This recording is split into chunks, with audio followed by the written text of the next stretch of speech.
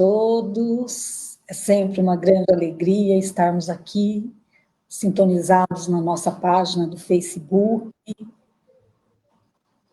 Agradecemos a todos os amigos, internautas, amigos e trabalhadores do SEAC e os amigos espíritas por todo o nosso Brasil, pelo Paraná, que estão nos assistindo.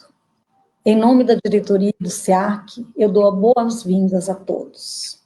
Agradeço a presença dos companheiros, a Elito Rossi, conselheiro e secretário da nossa casa, ao Lúcio, vice-presidente, e também ao nosso querido amigo Francisco, por estar aqui com a gente nesta noite. Né? Sempre com esse carinho, aceitando o nosso convite e nos trazendo as suas reflexões. Para iniciarmos, antes de eu fazer a apresentação do palestrante, eu vou convidar o nosso companheiro Lúcio para fazer a nossa prece inicial. Por favor, Lúcio. Antes da prece inicial, preparando o ambiente, eu vou ler uma mensagem do livro de respostas, do Chico Xavier. E o nome da mensagem é A Resposta da Árvore. Certo pomicultor surpreendeu-se lamentando ao pé de grande laranjeira. E meus prejuízos? Meu dinheiro? Como recuperá-lo? Quem fará isso por mim? Assombrado notou que a árvore lhe respondeu. Até hoje, meu senhor, nunca soube quem me apanhou os frutos e me talou as flores, quem me decepou os ramos e levou para longe as minhas essências. Mas sei que alguém me renova todas as forças, auxiliando-me a produzir. Agradecemos a sua presença, Pai, em todos os momentos da nossa existência, principalmente para nós sabermos, termos força para suportarmos essa atual situação que nós vivemos. É acreditando cada vez mais na sua presença, no seu amor e no seu abraço fraterno, que vamos suportar com fé esse momento difícil que passamos. A falta de diálogo que existia, hoje ela continua da mesma forma. O abraço ficou distante, mas o coração ficou batendo, continua batendo.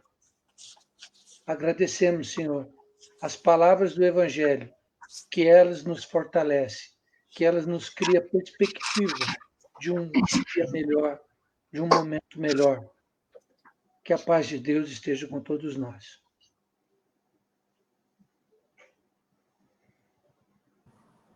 Que assim seja. Francisco Ferraz Batista. Francisco é trabalhador do Centro de Estudos Fraternidade em Curitiba. Foi presidente da Federação Espírita do Paraná por 2 mandatos, de 2010 a 2013.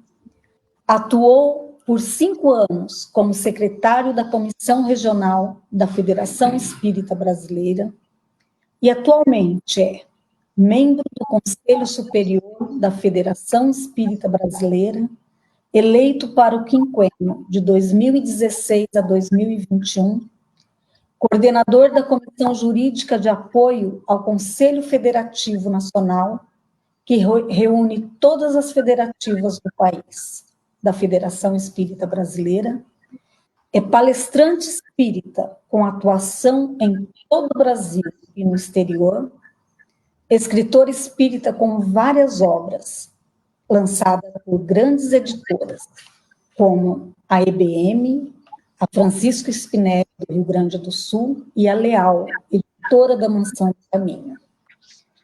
Tendo em seus livros os prefácios de grandes escritores e grandes espíritas, como Sandra Borba, Sueli Caldas Schubert e Haroldo Dutra Dias.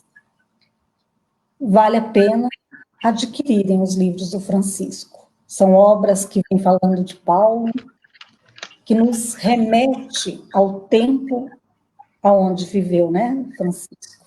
São maravilhosos. Temos na nossa livraria. Poderia falar um pouquinho de cada livro, mas eu acho que vale a pena deixar o nosso irmão Francisco trazer a sua palavra. Finalmente, ele é advogado, casado com Eleonor, pai de 6 filhos e de 4 netos.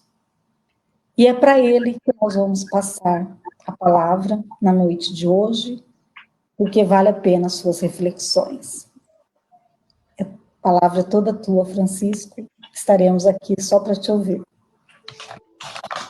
Uma boa noite a todos os nossos amigos e irmãos do SEAC de Cianorte, não é? Onde já deixamos ali um pouco do nosso coração. Cumprimentando todos os trabalhadores que, porventura, estejam em áudio conosco, em vídeo. Cumprimentando a todos aqueles que, de alguma maneira, no meio espírita, estejam nos acompanhando. Rogamos que Jesus nos abençoe a tarefa. A cena era, por demais, modesta. Ela se desenrolava na casa de Lídia, a comerciante de púrpuras, na cidade de Filipos. Era propriamente quando o grande Cirineu de Tarso havia deixado Troade na direção do chamado continente europeu, a fim de que iniciasse o seu giro ou continuasse a sua tarefa de divulgação da mensagem luminífera de Jesus de Nazaré. Era uma noite inesquecível, porque 2 dias antes, quando pregava em uma praça à beira de um rio da cidade, na companhia de Timóteo, Silas e de Lucas, que ele havia reencontrado em Troade e o convidara para seguir com ele, ele tinha sido preso.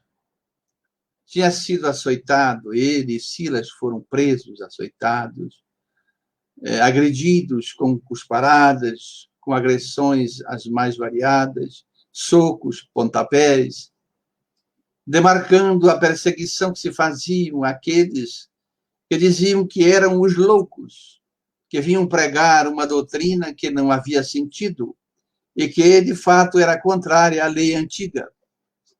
Assim, ele é recolhido junto com Silas à prisão.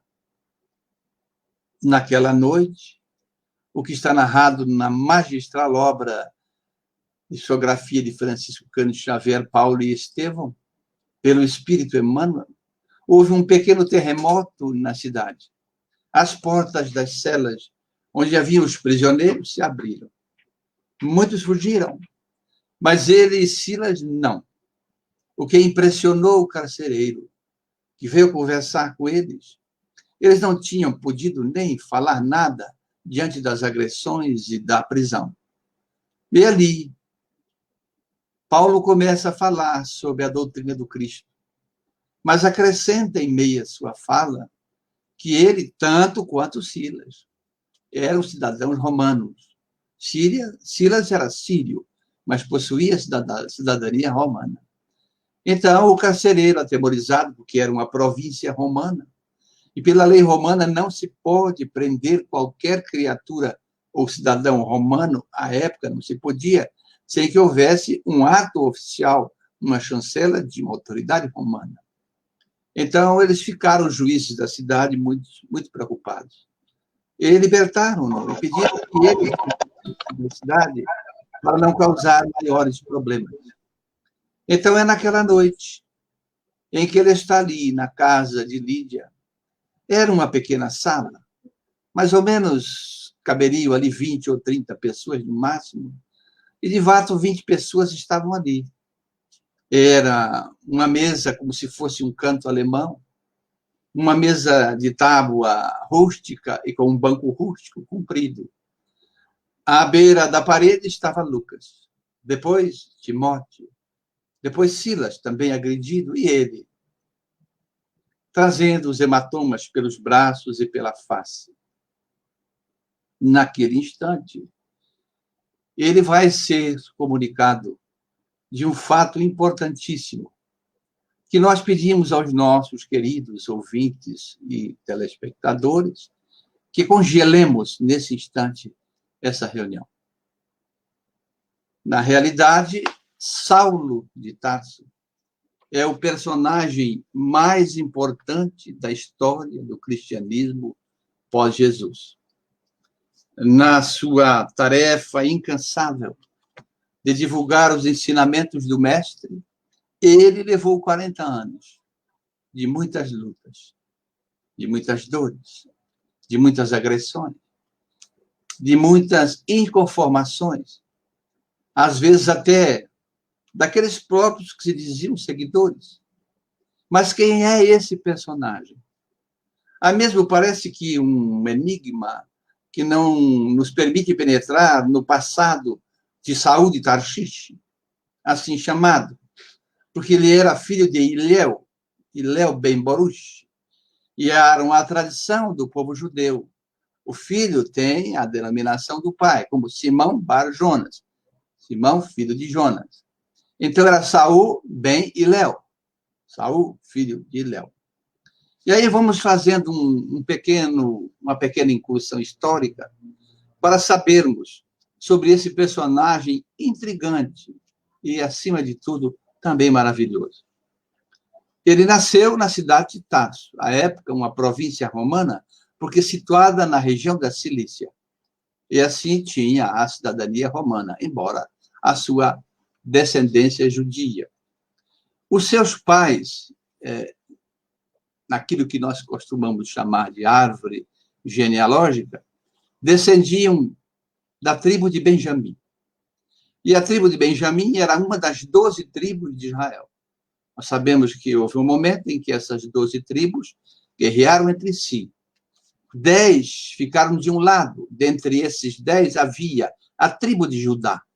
Mas que, unidas essas 10 tribos, utilizaram-se então a denominação e o reino de Judá. Daí, portanto, judeus, descendentes das 12 tribos de Israel, as tribos hebreias.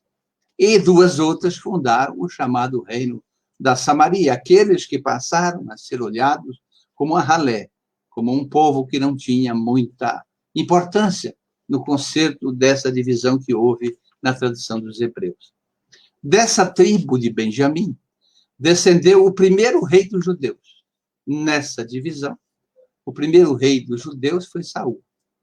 Portanto, então, a história da própria formação geológica da família de Saul é, de fato, oriundo da tribo de Benjamim e com uma linhagem direta descendente de Saul.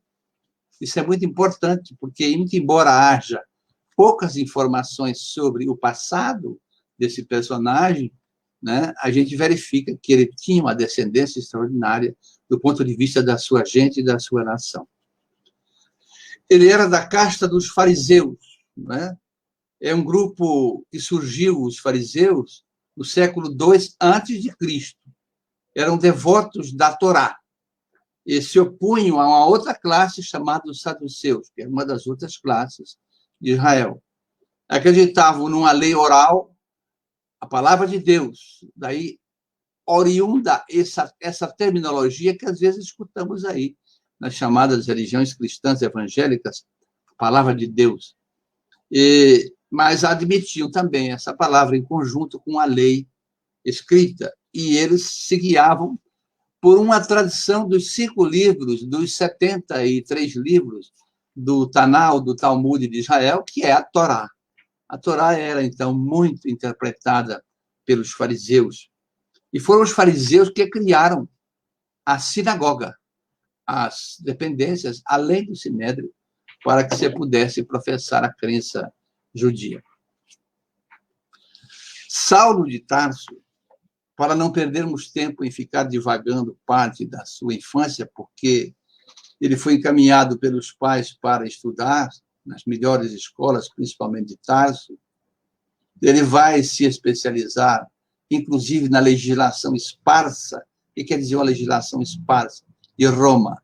Uma legislação que ainda não tinha um código, né, que ajuntasse todas as normas do Império Romano. Isso vai existir só em 395, depois de Cristo, com o imperador Justiniano, que vai criar Então, uma codificação do direito romano, que é intitulada Corpus Juris Civilis, ou Corpo Jurídico Civil. Mas as legislações existiam, eram legislações esparsas, muitas delas tendo como fonte, nascedouro, o próprio direito grego, principalmente no campo da família, das sucessões, das experiências das polis que haviam na Grécia Antiga e do direito, que também surgia em várias nações, ao seu modo, mas principalmente surgindo na Grécia, do ponto de vista da proteção do Estado ao cidadão. Em Roma, então, é essa nação que tinha uma legislação esparsa muito profícua. E Saulo vai se especializar na legislação esparsa de Roma. Significa dizer, o que nós poderíamos dizer hoje, que ele era um advogado sob a base da legislação romana. E acaba depois, quando vai para o Sinédrio, em Jerusalém, encaminhado para o seu pai, em se tornar também aquilo que nós, pela história, conhecemos, um doutor da lei antiga, porque ele se especializou nas leis do seu povo, da sua gente.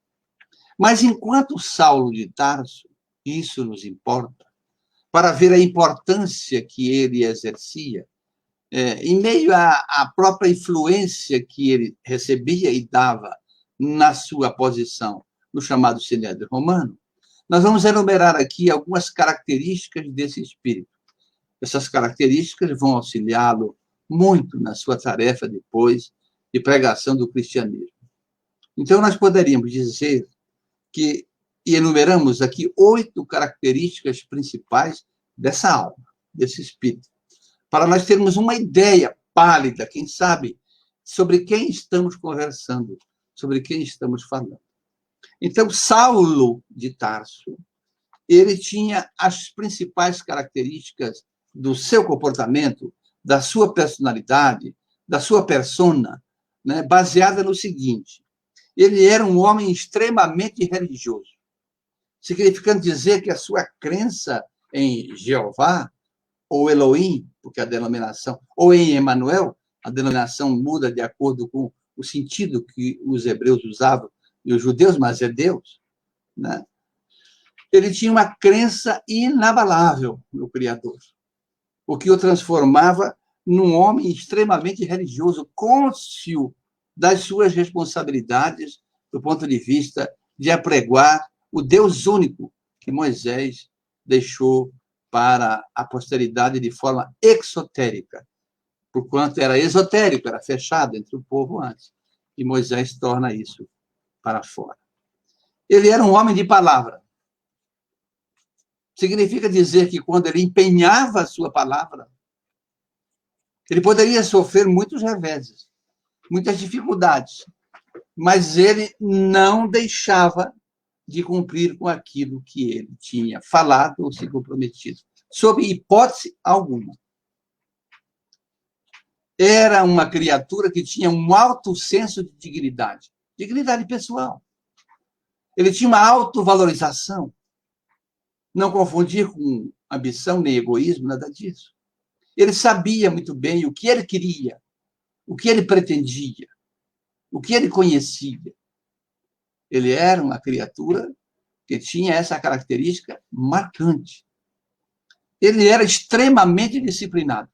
Em tudo que ele fazia, havia uma disciplina, como nós dizemos, pelo dito popular, espartana, significando dizer as ordens dos exércitos de Esparta, que eram altamente disciplinados. Então, ele tinha um alto senso de disciplina. Era uma criatura exigente, rigorosa e era enérgica. Exigente do ponto de vista daquilo que ele entendia como certo, como correto. E tinha uma energia própria, que ora às vezes beirava ser branda, de acordo com a situação, e ora um tanto quanto sisuda, vamos dizer assim, porque ele tinha essa característica marcante também no seu espírito.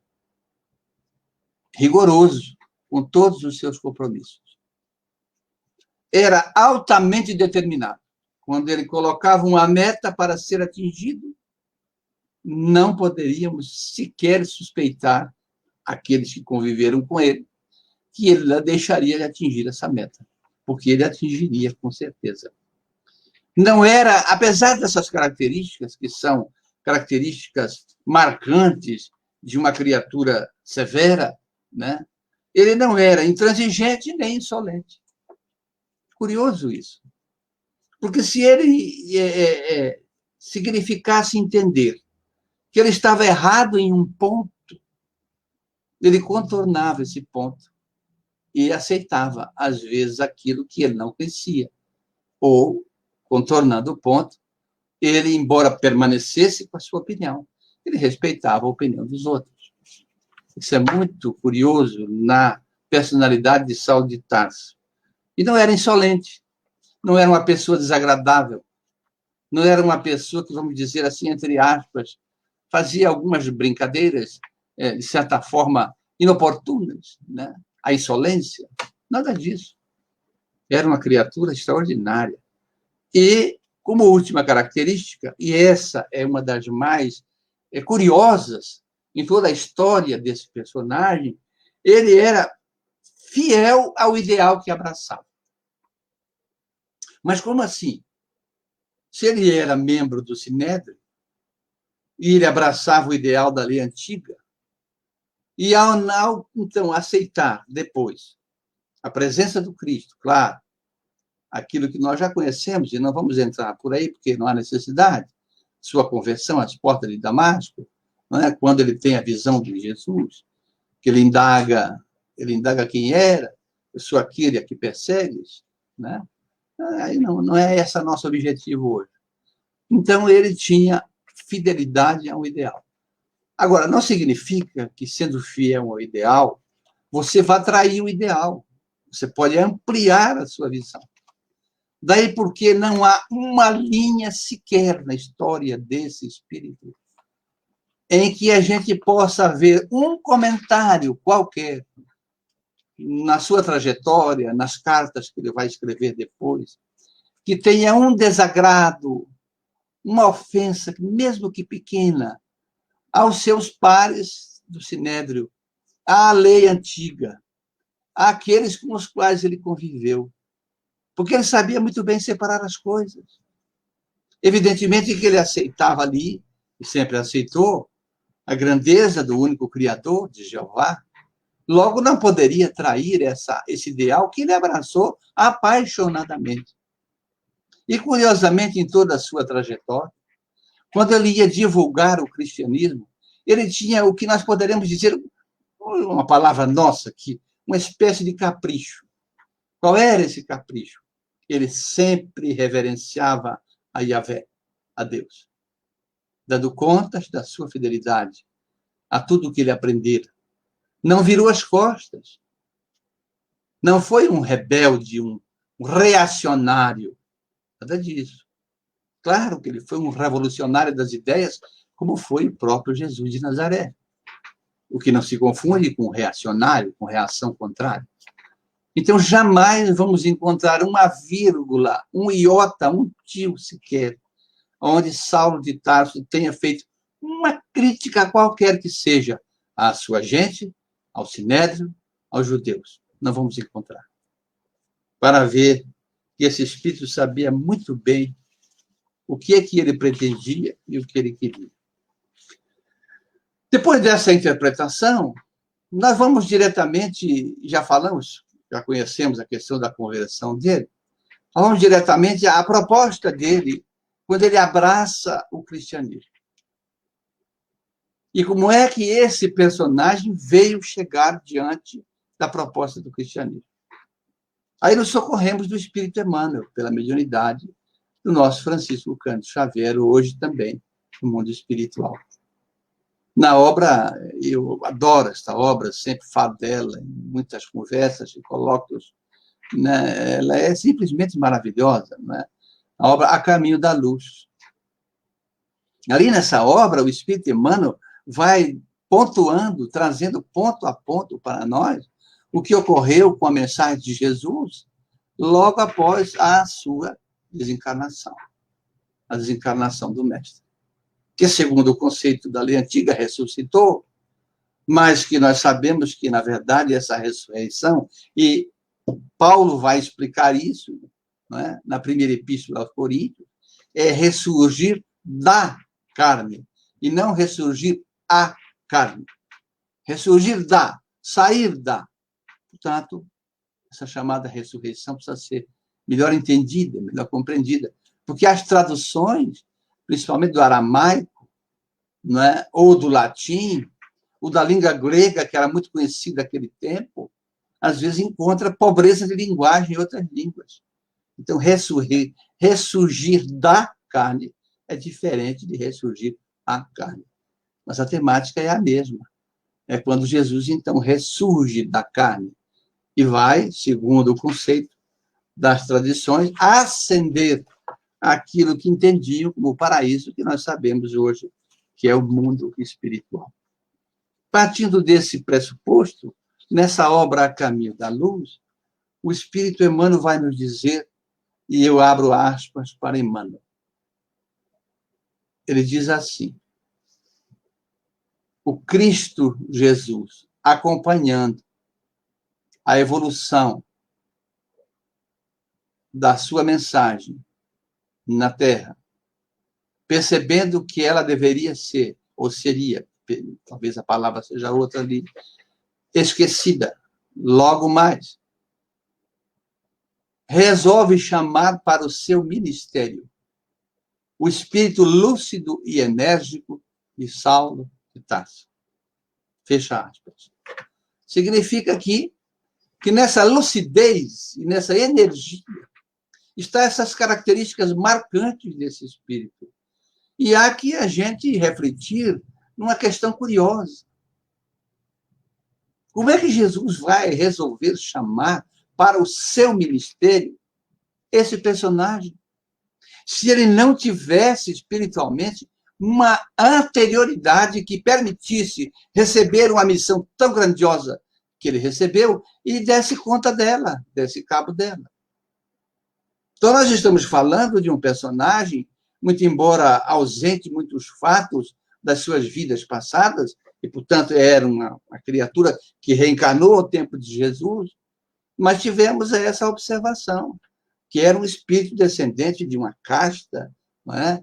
Importante, de conhecimento, de vivência, de Israel. Já tinha todo um passado.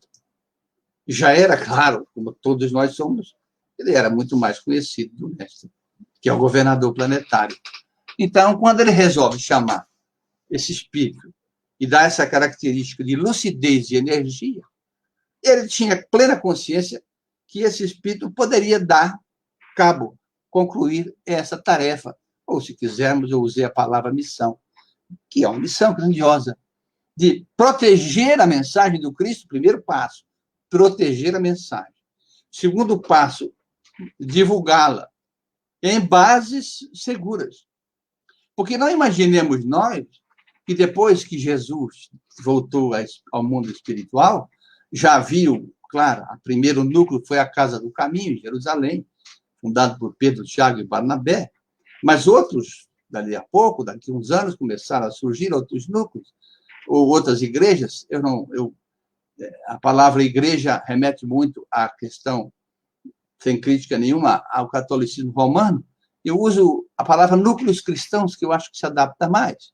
Né? Por exemplo, o Centro Espírita é um núcleo, né? Que também prega o cristianismo revivido. Então, evidentemente que surgiram outras igrejas ou outros núcleos, se quisermos usar a igreja, do cristianismo primitivo. E não imaginemos nós que todos seguiam a mesma cartilha. Não, porque cada cabeça uma sentença. Já começavam a surgir, principalmente surgiu isso no século I, depois de Cristo, segundo, terceiro, muitas divergências nas searas do cristianismo nascente. Muitas. As criaturas que surgiram com ideias um tanto quanto distorcidas da mensagem de Jesus. Lembramos aqui dos nicolaístas, que, aliás, eram anteriores ao tempo de Pedro e de João. Depois, os marcionistas, de um cristão chamado Marcion, os montanistas, de um cristão chamado Montano, que criavam as divergências nessa mensagem cristã. Então, é nesse palco de situações, dessa preocupação, dizemos nós, entre aspas, uma expressão nossa, que Jesus vai chamar esse personagem para a sua tarefa.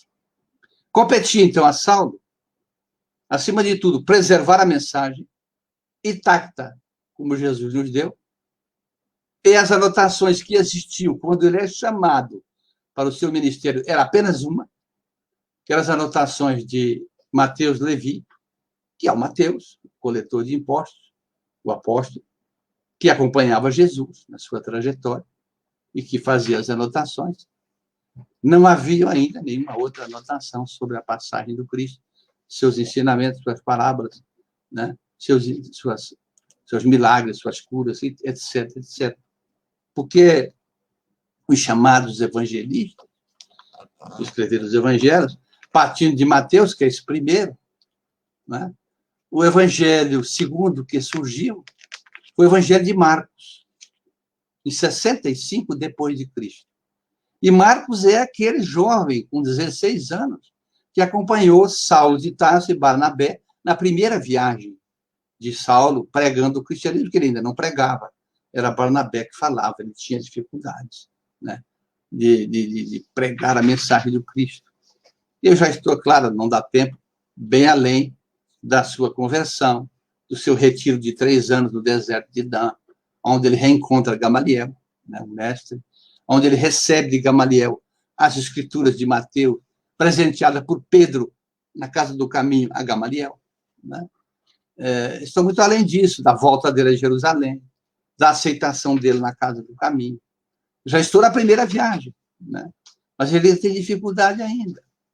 É ali, então, que há uma certa divergência, vamos encontrar narrado por Emmanuel na obra já citada, extraordinária, e que Saulo recomenda ao jovem que volte para Jerusalém.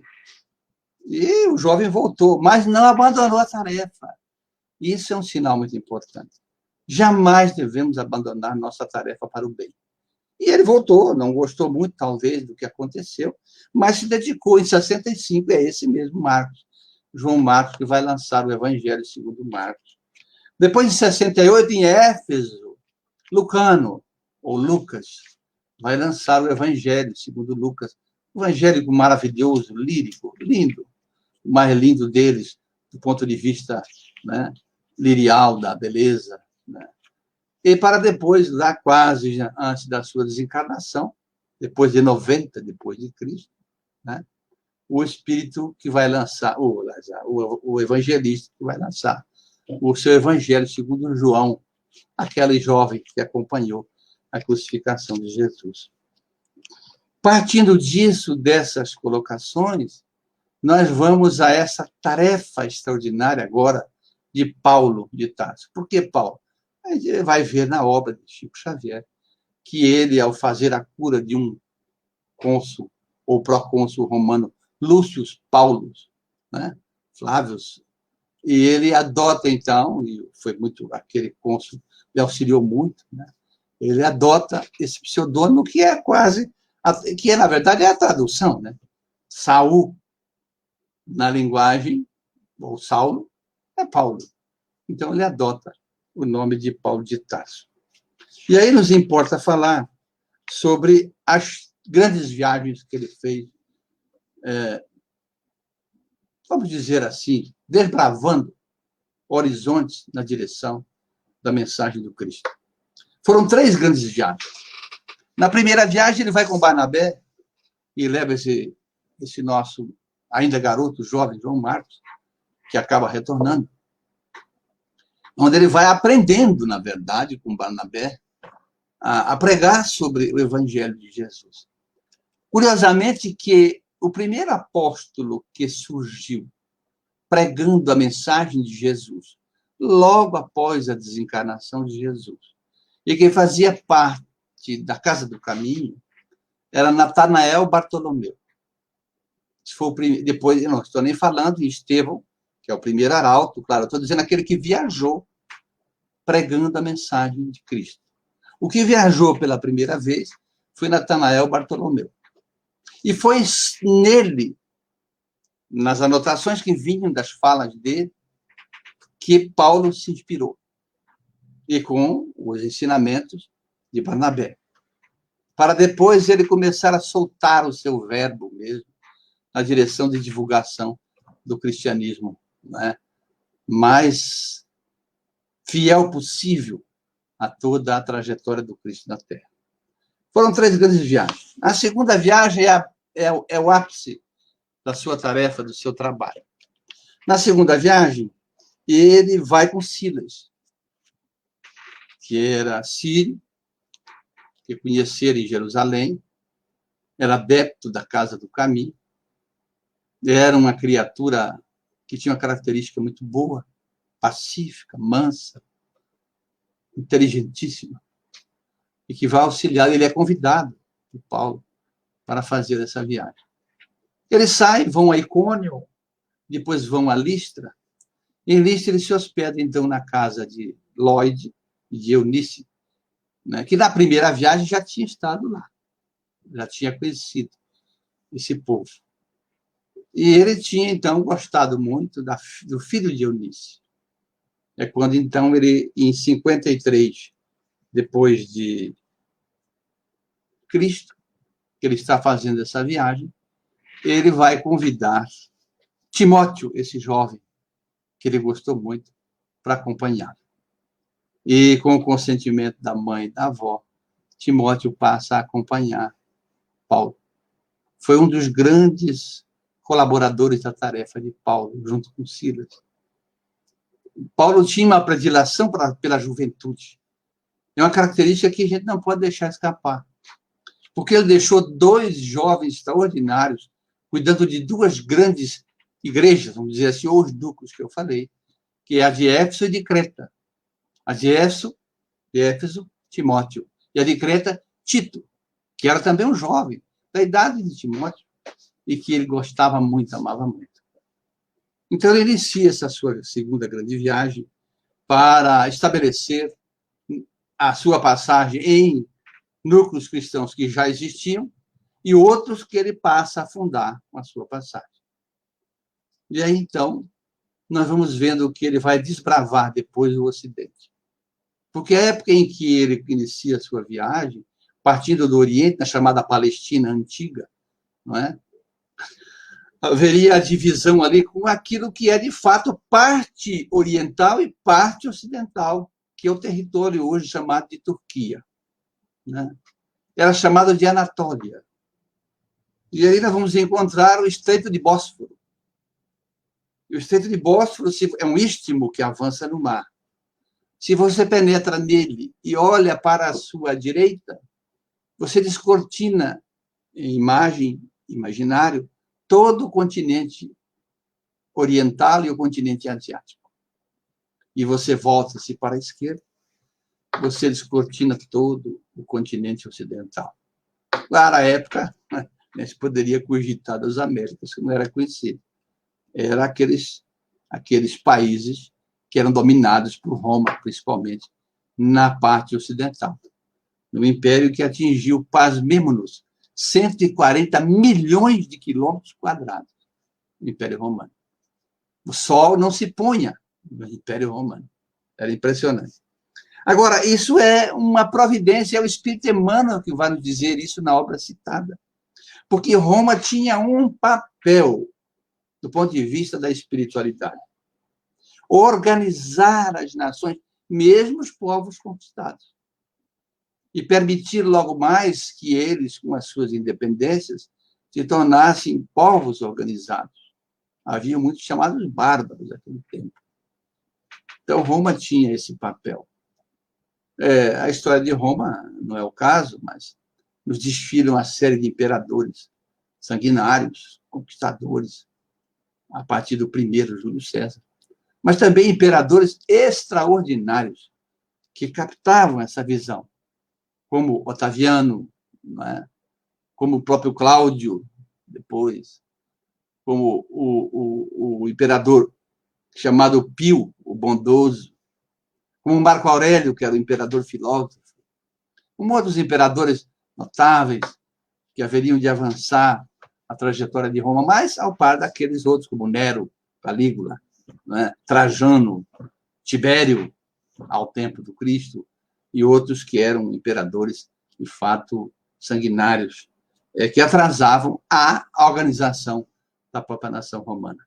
Mas isso é importante falar por quê? Porque todas as viagens de Paulo, e aí havia a segurança espiritual, como ele era um cidadão romano, foi feita sob o domínio de Roma. Ou seja, ele tinha a chancela do Estado que mandava à época em todos os lugares por onde ele passava. Era uma espécie de salvo-conduto, como vimos lá então acontecer em Filipos, quando ele então tem a oportunidade de dizer aos juízes da sua cidadania romana, junto com Silas, e logo é libertado.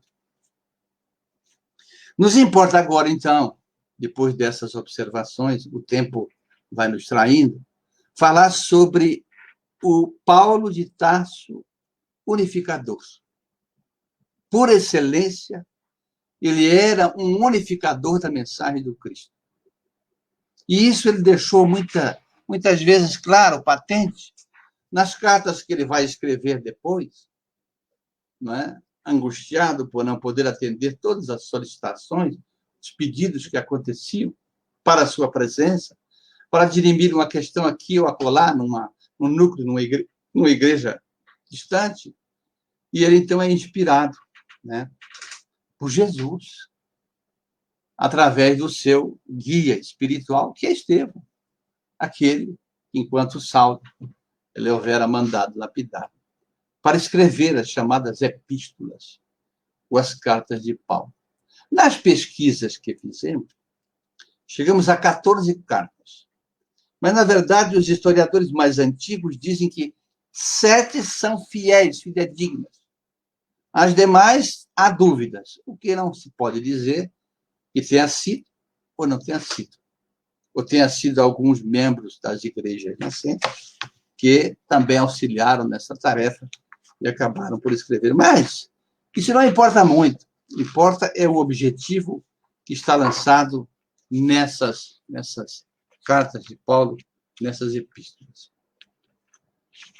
Nós queríamos fazer aqui, agora nessa parte final, uma informação sobre essa questão da unificação, pedindo aos nossos ouvintes a mais clara consideração e vênia, né? Quando um advogado diz máxima vênia, é com o devido respeito, e não com qualquer eivo de autopromoção. Nós vamos nos utilizar aqui de uma obra que tivemos a oportunidade de escrever, né, que intitulamos Nos Tempos de Paulo, e que merecemos o prefácio da nossa querida amiga Sueli Caldas Schubert. E publicamos, então, pela editora EBM, em 2014, onde nós retratamos a terceira viagem de Paulo, e parte da quarta, a segunda viagem, e parte da terceira, os personagens que se envolveram em todas essas viagens. É um romance doutrinário, assim eu coloquei, e ele todo é inspirado porque a esposa digitava para mim os escritos que eu fazia à mão. Mas nós, então, pedimos a licença, porque achamos que esse lado de unificador é desconhecido, né, de Paulo de Tarso, para lermos aqui algumas observações que ele fez sobre a unificação. Primeiro, que as cartas tinham esse objetivo: unificar a mensagem de uma maneira, né, sólida, para que não houvessem divergências. Ele vai dizer, na primeira epístola a Timóteo, que ele devia abjurar, esquecer, abandonar, não permitir doutrinas estranhas no seio do cristianismo, que já haviam. Não citamos alguns aqui. Há outros, né? Há outros que podemos escrever depois nas obras sequenciais que tivemos a oportunidade de fazer. E, especificamente, do ponto de vista da unificação, na fundação da chamada Núcleo ou Igreja de Filipos, não esqueci que nós congelamos a mensagem. Vamos chegar a ela ao final, nessa reunião, que houve na casa de Lídia. Mas ele vai dizer depois a Lídia, o seguinte: entusiasmado com a criação da igreja nova ou do núcleo novo. E me permito ler aqui, para não trair o que está na obra, aí a próprio objetivo de Paulo. Minha boa amiga, preciso lhe dizer da minha euforia com a fundação do núcleo. Olhando na direção do futuro, vejo que haveremos de criar uma rede de núcleos. Olha só, o trabalho de rede, ele já tinha isso em mente. Olha o princípio unificador. Não é? Uma rede de núcleos se comunicando e se unindo para cada vez mais se fortalecerem.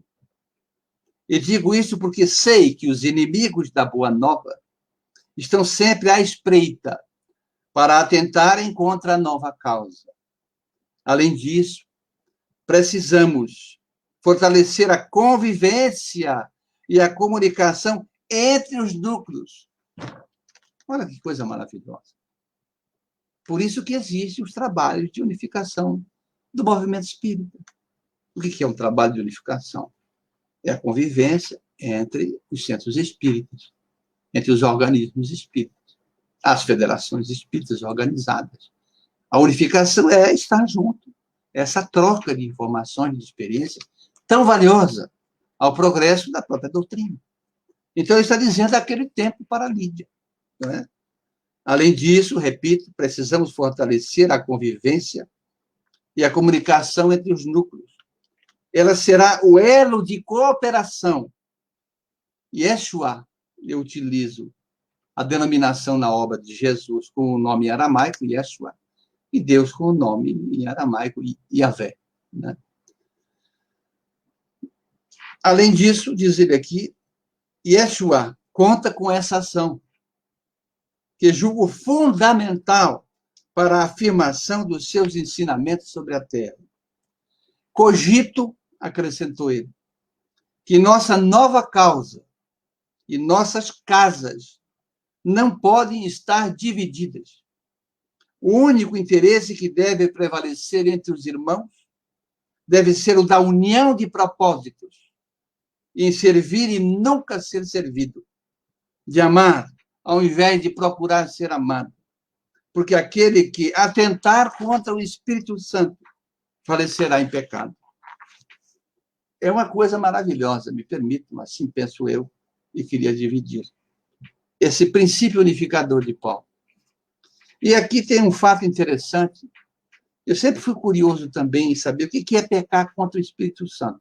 A gente encontra muito isso nos textos da chamada Bíblia, Bíblia de Jerusalém, etc. Eu, por exemplo, me utilizo para estudos de uma traduzida por João Ferreira da Almeida, um pastor português, que eu acho uma das mais autênticas. Então, o que é pecar contra o Espírito Santo? E, com licença mental aqui do nosso irmão Divaldo Pereira Franco, um dia eu lhe perguntei. E ele disse, olha, mas eu perguntei isso a Joana de Anjos. Aliás, ele já falou isso em palestra. Eu perguntei a Joana de Anjos o que é pecar contra o Espírito Santo. E aí eu fiquei muito preocupado. Porque ela disse nas entrelinhas, vou resumir, é trair a confiança de um amigo, de uma amiga. Trair a confiança de quem nos ama devotadamente. A coisa é séria, não é fácil. E no alento final, então, relativamente à expansão da Boa Nova na Terra, que foi embalada pelos vezos da unificação através de Paulo de Tarso, sem dúvida nenhuma, ele vai acrescentar, quando ele visitou o núcleo de Troade, ele vai dizer o seguinte: alertai-vos, irmãos da nova fé, neste palco de desterros. A dor e o sofrimento são companhias constantes, mas dia virá, e não haverá de estar longe, em que a mensagem iluminadora, renovadora e reconstrutora de Yeshua resplandecerá como luz perene no seio de toda a humanidade. Somente poderá ser feito isso através da união e da unificação. Então, ele era, de fato, um unificador por excelência. Não é? E não há como a gente deixar de destacar esse critério. E nós tivemos também, do ponto de vista de Saulo como unificador, algumas passagens extraordinárias, quando ele pede que a gente se dedique à causa com todo o vigor possível, porque ela dependeria de nós, do nosso esforço. Isso ele sempre escreveu aos correspondentes nas cartas, as chamadas igrejas primitivas ou núcleos, nas cartas que ele enviava. Então, nós queremos acrescentar ainda alguns outros pontos importantes nesse trabalho de codificação. Na primeira epístola aos Coríntios, no item 1, no versículo 1, item 10, ele vai dizer assim aos habitantes de Corinto, que fundaram o núcleo da igreja aos Coríntios: rogo-vos pelo nome de Yeshua, o Cristo, que faleis todos a mesma coisa e que não haja divisões, antes sejais inteiramente unidos na mesma disposição mental e no mesmo parecer. Significa que não deveria haver um cristianismo diferente em cada local. Como nós temos consciência hoje, que não existe espiritismo diferente. Estamos aí num momento muito delicado.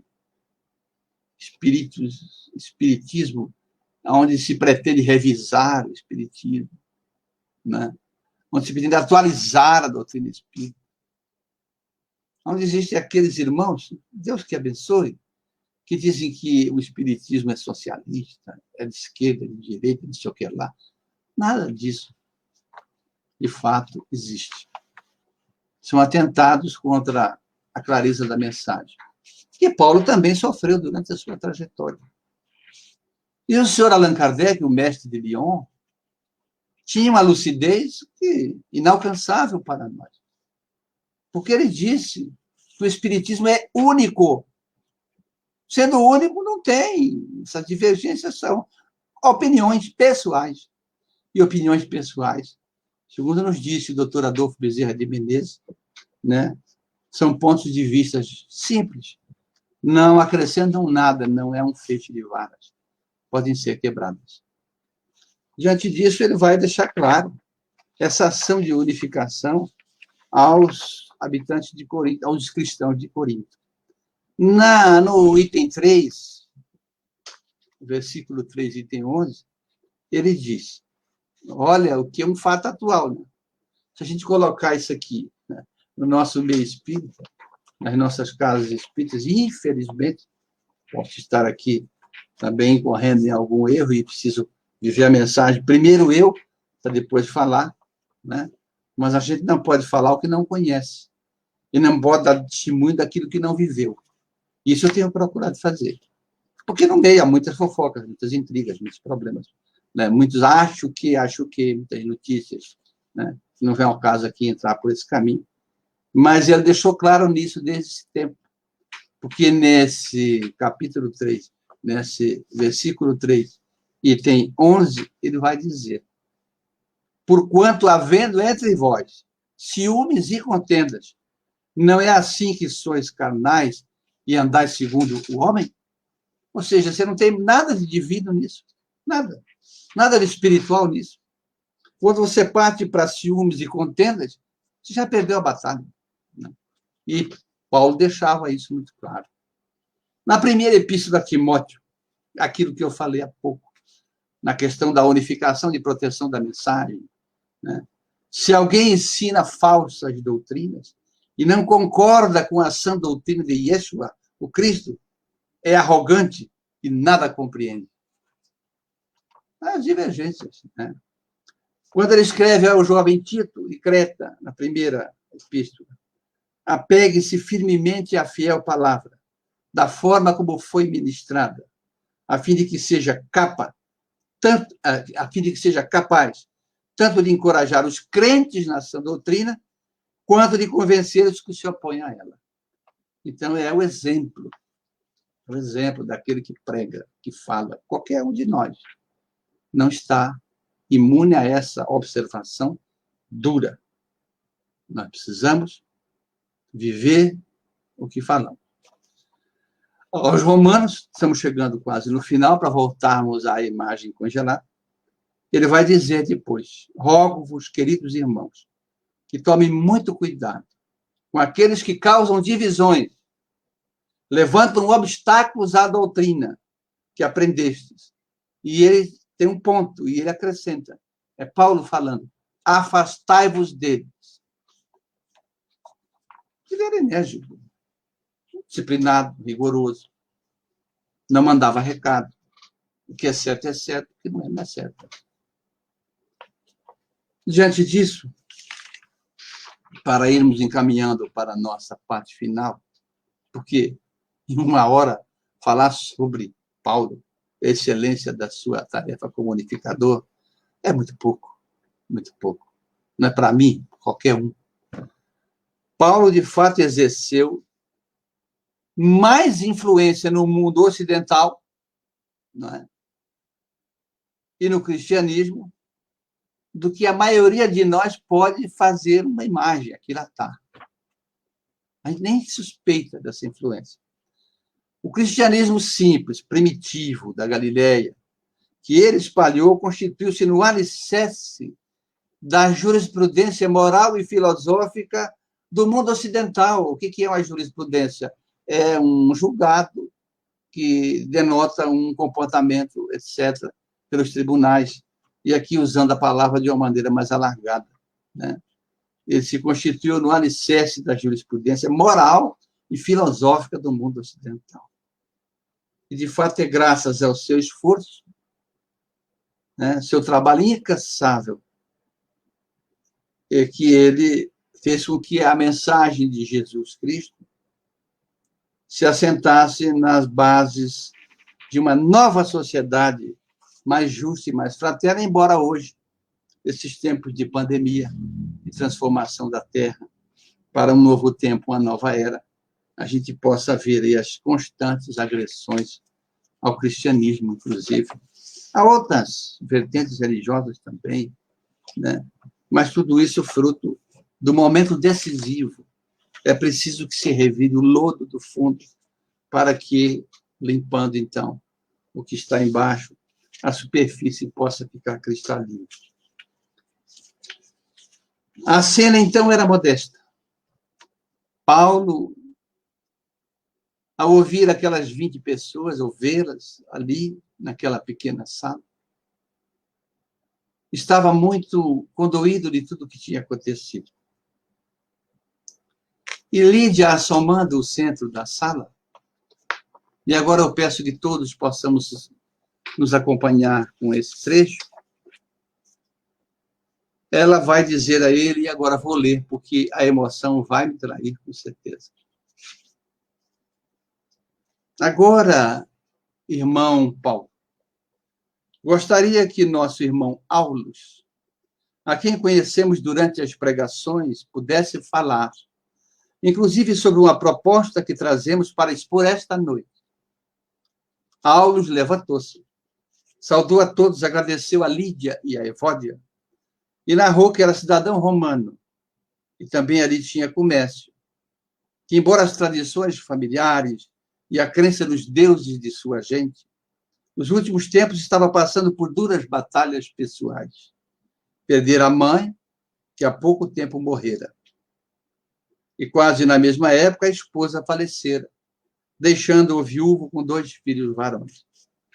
Manifestou que não conseguiu encontrar na religião que praticava o consolo que precisava e a renovação das forças que começavam a lhe faltar naqueles momentos difíceis.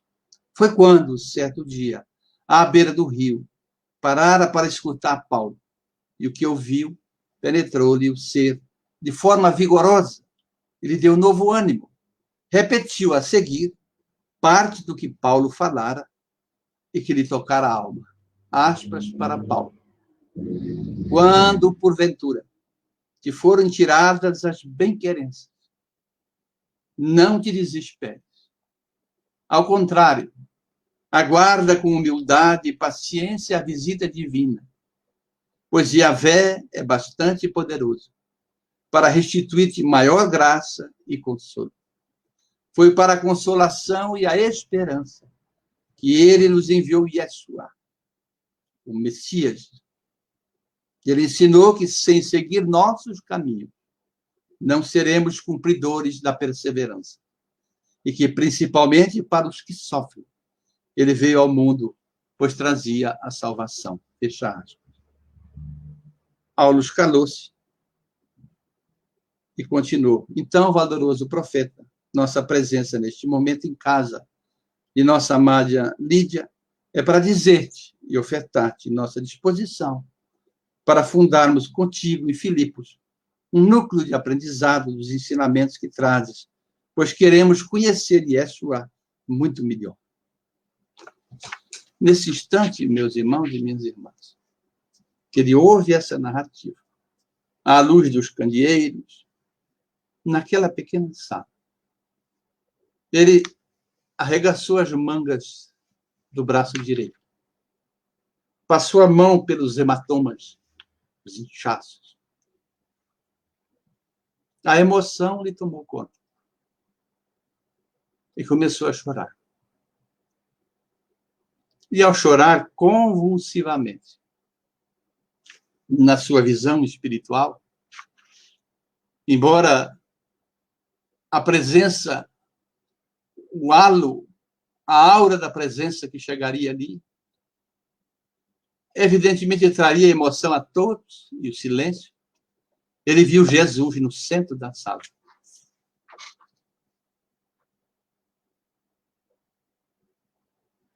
É a segunda vez.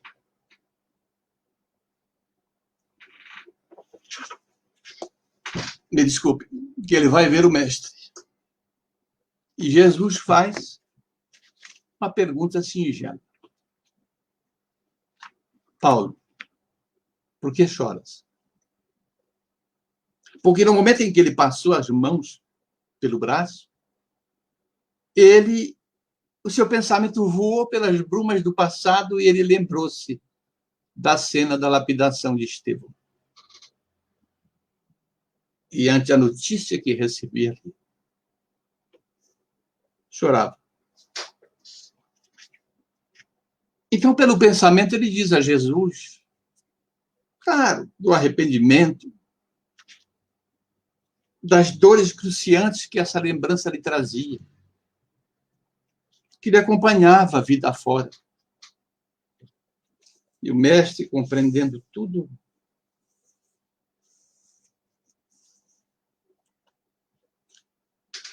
o que se passava no íntimo daquele guerreiro da cristandade, disse a ele, Paulo, uma vez eu já te disse, não recalcitre contra os aguilhões. O passado, Paulo, serve apenas de ponte para o futuro. Caminhe para frente. Não chores mais pelo passado. E se tiver que chorar, chore pelos meus filhos, os deserdados da vida, que precisam de amparo e da minha mensagem. Ali, naquele momento, ele se levanta para nunca mais chorar pelo que fez, mas chorar pelos que sofriam e que continuavam precisando da mensagem do Cristo. E ele faz uma prece naquele instante. E com essa prece encerramos a nossa despretensiosa fala. Ó sublime Messias, tu nos dissestes, se queres entrar na vida, guarda os meus mandamentos. Se queres possuir a verdade, crê em mim. Se queres possuir uma vida bem-aventurada, carrega a tua cruz e me segue. Se queres ser exaltado nos céus, humilha-te na terra. Manifestamos nossa alegria, quase que incontida, pelo que produzem as tuas sábias palavras, principalmente pelo que produzistes sob teu amor divino e infinito. Abençoa-nos, os algozes do ontem. Não nos isentes das dores, mas antes, ampara nossa disposição de serviço nas lutas redentoras que nos permitem a vivência do bem incondicional. Ajuda-nos a ajudar estes fiéis, teus servidores, que procuram o caminho das bem-aventuranças e da luz da verdade. Que Jesus nos abençoe a todos. Muito obrigado. Você, por nos trazer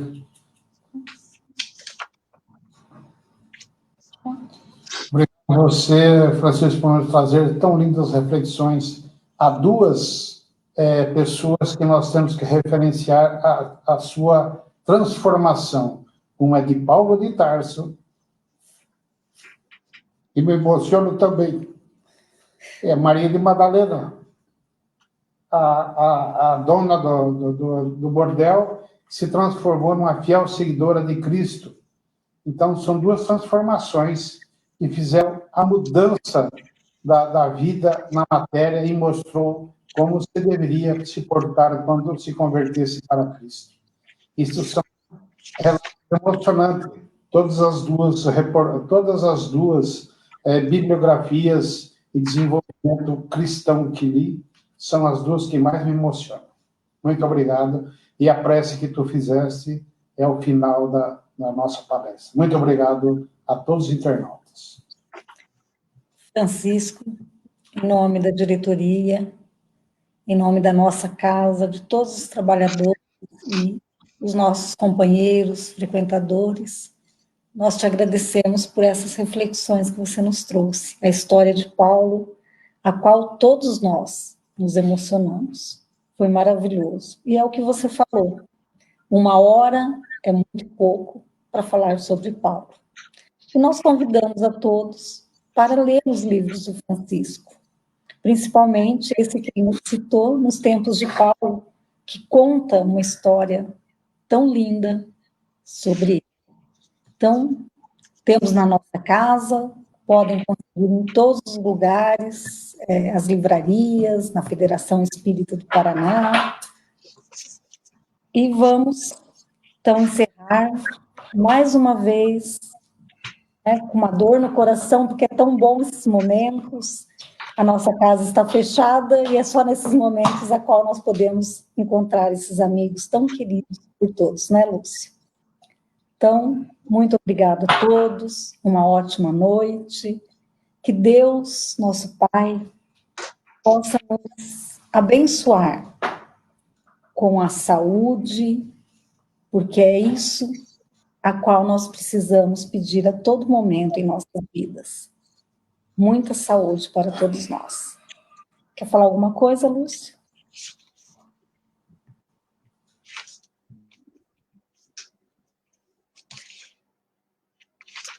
As suas palavras... Opa! Isso aqui. Todas as vezes. O que está colocando aqui que não está? Tá, agora está. Hã? Agora está.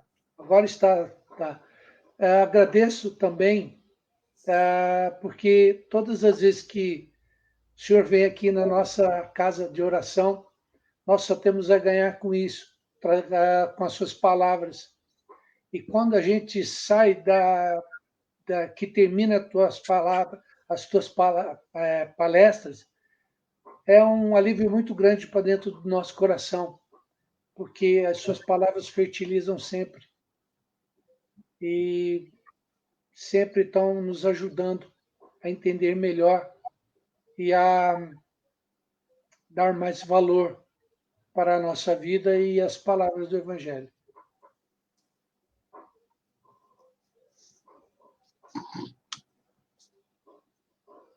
Tudo bem. Muito obrigada a todos, uma ótima semana, muita paz, muita luz, que o nosso Mestre Jesus possa estar em todos os lares aqui presentes. Uma boa noite. Boa noite.